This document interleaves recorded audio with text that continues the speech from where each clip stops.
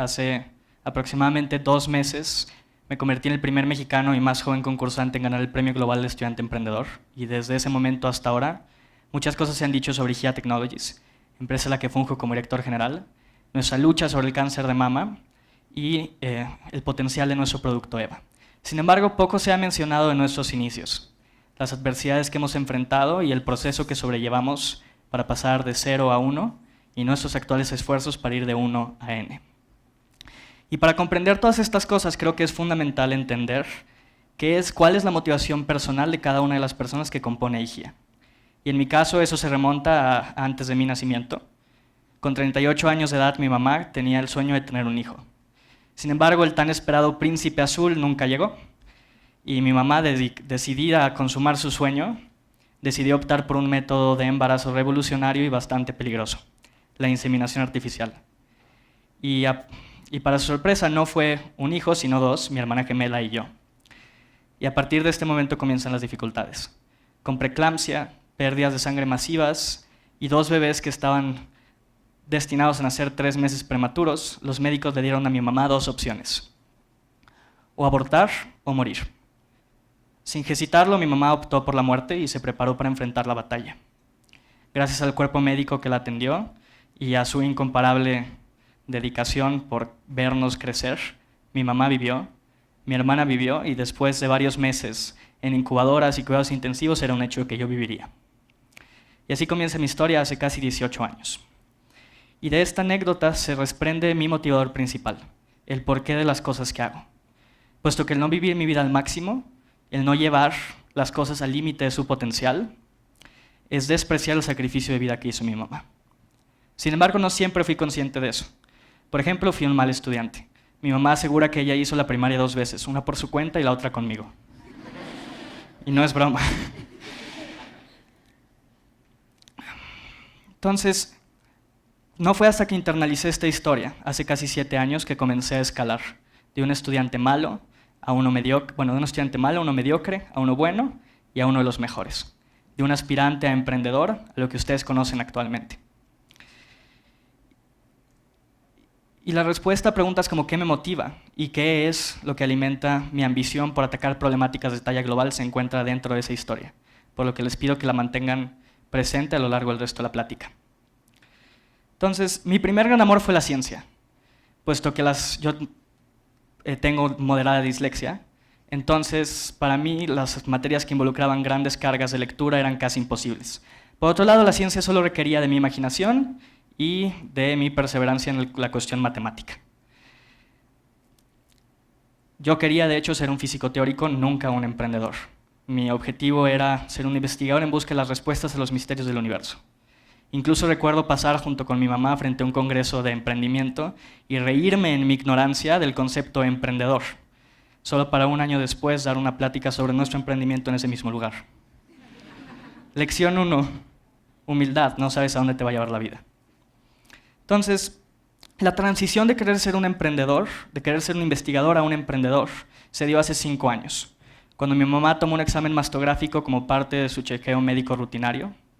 El diagnóstico, una pequeña protuberancia del tamaño de un grano de sal. De acuerdo a su oncólogo, la probabilidad de cáncer era nula y era muy probable una cicatriz de una cirugía que mi mamá tuvo que sobrellevar para combatir un cáncer de mama 5 años antes. 6 meses después, mi mamá se hace otra mastografía y esta vez con un resultado muy distinto. El tumor había pasado de tener el tamaño de un grano de sal a las dimensiones de una pelota de golf y no era 1 sino 2. Terminó siendo un diagnóstico de cáncer de mama en estado invasivo que llevó a mi mamá a perder ambos senos y por muy poco la vida. Fuera del dolor y sufrimiento que trajo el cáncer de mama a mi familia, también trajo consigo un fuerte sentimiento de traición. Traición por parte de un sistema en el cual habíamos confiado ciegamente, depositado toda nuestra confianza, seguido todas sus indicaciones y tomado todas las prevenciones posibles. Sin embargo, todas esas prevenciones, métodos y demás habían resultado ineficientes al momento de combatir esta enfermedad. Y a pesar de que la historia de mi mamá parece extraordinaria, no es un caso aislado. 1 de cada 4 personas en esta sala van a morir por causa de algún tipo de cáncer. Y el cáncer de mama continúa siendo la segunda causa de muerte más común entre mujeres. Después del diagnóstico, lo único que podía hacer era investigar todo lo que encontraba. tratando de encontrar desesperadamente la respuesta a qué había salido mal y qué se pudo haber hecho mejor. Sin embargo, las preguntas que más me causaban problema era qué hubiese sucedido si mi mamá no tuviera acceso a servicios médicos de primer nivel, o cuál hubiese sido el resultado si mi mamá no hubiera tenido una posición económica privilegiada. Las respuestas a esas interrogantes son una muerte segura. Entonces comencé a investigar los métodos de diagnóstico, las formas de tratamiento y las incidencias anuales. Y en ese momento existían 4 formas de diagnóstico: la mastografía, la autoexploración, la termografía y el ultrasonido. Y a pesar de que cada una tiene virtudes importantes, también tiene fallas. Por ejemplo, la autoexploración. No solamente es el más subjetivo y falible de esos 4 métodos, sino que también es el más usado. No se necesita ser un profesional de la salud para realizar un examen autoexplorativo. De hecho, abrimos nuestra página web con la pregunta: ¿confiaría en la vida de su ser más querido un método como la autoexploración? Y me gustaría replantear esa pregunta aquí con ustedes. ¿Confiaría en la vida de su ser más querido o su propia vida en un método que consiste en poner ambos dedos de la mano sobre el seno y hacer un diagnóstico del cual tu vida depende? Nosotros no. 3 años después, al encontrar una relación entre cambios en la textura, coloración y temperatura del seno, estaba convencido de que podía cambiar estas estadísticas. Recluté o uní fuerzas con las 3 personas más inteligentes que conocía y pusimos en marcha lo que hoy promete convertirse en una revolución en la detección de cáncer de mama. Y no teníamos ni idea de cómo lo íbamos a hacer. Sin embargo, teníamos 4 factores muy en claro. Nuestro dispositivo tenía que ser portátil y no invasivo, no podía emitir radiación, no podía comprimir el tejido mamario y lo más importante es que tenía que ser un algoritmo y no un médico quien hiciera el diagnóstico. Esto por 2 motivos. 1, eliminábamos la falibilidad humana y 2, podíamos llevar el producto a comunidades rurales en donde más se necesitaba y donde no hay acceso a médicos y oncólogos. Comenzamos de forma clandestina haciendo circuitos en nuestras casas. Comprábamos hojas de cobre y pintábamos sobre ellas el camino del circuito y las sumergíamos en ácido para que se carcomiera todo menos la pintura. Hicimos esto hasta que descubrimos que el ácido que despedía el cobre era bastante tóxico para nosotros. Pero luego teníamos otro problema. Los sensores eran demasiado chicos, no podíamos utilizar los métodos comunes para soldar. Entonces Antonio Torres, director de tecnología de la compañía, agarró un microhornito de su casa, lo desbarató todo, lo recalibramos y listo. Teníamos nuestro propio método de soldado, el cual se escuchaba como una bomba, parecía una bomba, y después de tronar un transformador estoy seguro que era una bomba.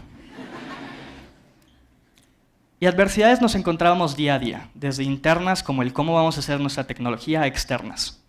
Por ejemplo, recuerdo la primera vez que llamé a un oncólogo, un médico que me había recomendado una de las personas con las que trabajamos. En medio de la llamada telefónica me cortó diciendo: un chamaco no va a venir a decirme cómo hacer mi trabajo. Y eso fue todo, lo más que escuché fue silencio al otro lado de la línea. En ese momento hubiera sido muy sencillo desistir, ceder la razón a quienes saben más o a los expertos. Sin embargo, no lo hicimos. Y 1 año y medio más tarde nace EVA, el primer dispositivo de su especie en la historia. EVA se encuentra equipado con biosensores térmicos que van directamente sobre el seno. Mapean las zonas vasculares anormales del mismo y envían toda la información pertinente a nuestra plataforma móvil y nuestra plataforma web. Entonces, EVA manda toda la información pertinente a nuestra plataforma móvil y de ahí a la plataforma web, en donde la información es analizada y un diagnóstico es dado a la mujer y a su médico personal o a uno de los expertos en la plataforma, reduciendo así las barreras temporales de diagnóstico hasta un 95%, lo cual es el indicador principal o el diferenciador principal entre vida y muerte para pacientes de cáncer de mama. Y uno se puede preguntar, bueno, ¿qué tan grande es EVA? ¿Qué tan rugoso es? Si solo viene en rosa, si está muy pesado. EVA no es un brasier, sino es un parche. Es un parche de biosensores que se coloca dentro de cualquier brasier y de hecho lo traigo aquí conmigo. Este pequeño parche contiene más de 36 sensores térmicos y es tan fácil como ponerlo dentro de tu sostén, el sostén como cualquier otro, comenzar la exploración con el smartphone y listo. Y hablemos un poco de la ciencia detrás de esto. El cáncer es cualquier enfermedad que reproduce anormalmente células. Y para que esta reproducción se dé se necesita de 2 cosas, oxígeno y nutrientes, los cuales son transportados por medio de la sangre, el principal fluido de calor en el cuerpo. Es decir, a presencia de cáncer de mama, hay un mayor flujo de sangre, lo que significan variaciones en la temperatura. EVA analiza estos flujos anormales y cada tumor en distintas profundidades, con distintos tamaños y en distintas fases, tiene curvas térmicas muy características, casi únicas. EVA mapea estas curvas, las analiza y finalmente da un diagnóstico. Y entre más avanzamos, más nos damos cuenta que nuestra tecnología tiene aplicaciones en diferentes rumbos. Desde la detección de cáncer testicular, por igual variaciones en la temperatura, hasta la prevención de pie diabético, posibles amputaciones. Actualmente acabamos de salir de pruebas clínicas en Pachuca. Estamos también en medio de otras pruebas clínicas y gracias al Instituto Mexicano del Seguro Social estamos por iniciar pruebas clínicas con más de 500 mujeres a nivel nacional. Finalmente, lo último que quiero que se lleven de mi plática es que crean que mi caso es irreplicable o único, puesto que no lo es, a pesar de que tengo 18 años y a pesar de las cosas que hemos hecho. IGIA actualmente es una empresa con más de 10 colaboradores nacionales e internacionales, los cuales dan cada uno de los días que analizan sus esfuerzos para combatir el cáncer de mama por medio de la innovación, la inventiva y la persistencia. Ellos son el corazón y alma de la compañía. Sin embargo, IGIA es mucho más que esos 10. Somos todas las mujeres con cáncer de mama, sus hijos, sus médicos, sus esposos, puesto que cuando luchamos, ya sea de forma directa o indirecta, todos, contra una enfermedad y especialmente el cáncer de mama, es cuando podemos avanzar como sociedad. Finalmente, como les comentaba, no soy diferente a ustedes, ni más listos, ni más listo. La única diferencia es que frente a la adversidad decidí ver posibilidades en vez de problemáticas. Gracias.